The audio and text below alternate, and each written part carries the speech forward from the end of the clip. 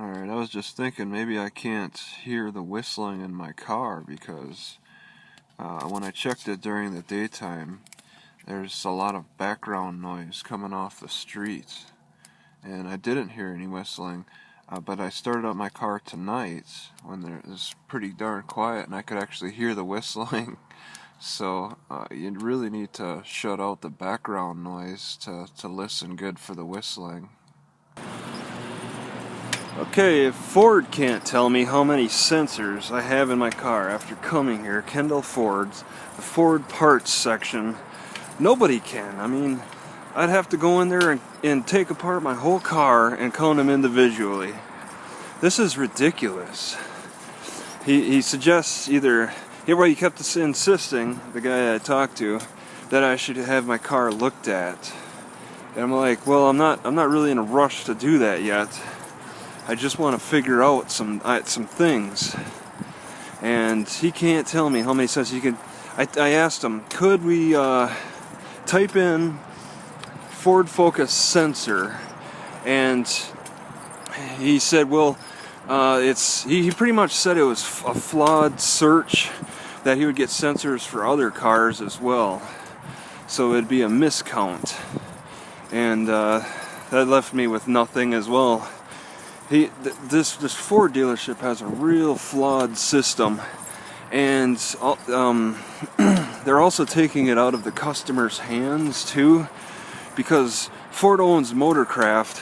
I was referred to Motorcraft website to look at the same diagrams that I've been asking to look at with printouts and stuff here at this Ford, and that website's for sale now. Now, why is it for sale? Ford owns it. And Ford, who is Ford? I was told Ford charges licensing fees, and Ford owns Motorcraft, and they want you to pay to look at stuff. They want you to pay to look at how parts interact with each other, how parts are arranged with each other, and they've taken that out of the customer's hands now.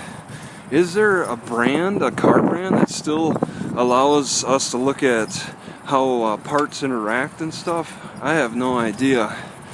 But Ford is taking it out of the customer's hands now, and we can't look at parts. I went in and asked for coolant. Where does the coolant? What's the diagram for the thing that holds the coolant? And he kept saying, well, I can tell you what kind of coolant liquid goes in. But I could go to the website and look that up myself. I'm looking for the diagram.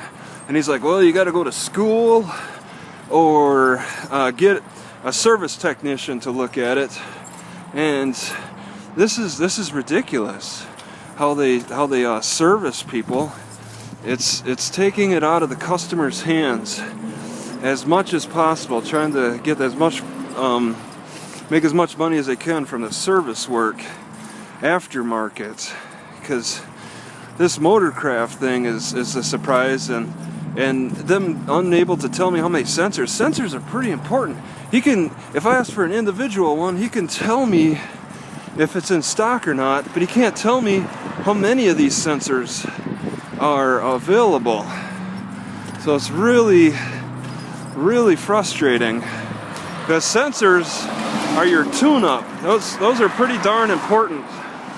They're pretty darn important pieces of equipment, and I have no idea what I'm working with the ODB reader. I can look at individual sensors, but I want to know how they all interact with each other, and it's something that you gotta have an outside person take it all apart and count. I haven't really looked at the Ford Focus Fanatics website close enough. Maybe they got information on sensors. You really gotta have some kind of outside source do the checking of Ford, but then who's gonna fund that outside source? It's kind of a difficult situation, I guess. There has to be. I mean, Ford Focus Fanatics, you'd think maybe they would want to look at and count all the sensors. see how many are involved here. I mean, that's what the ODB is reliant on. It's completely, it's very, very reliant on sensors. And that's pretty much all I have to say. It's just really, really frustrating, really annoying to deal with. So I'll leave it at that. I don't really have anything else to complain about.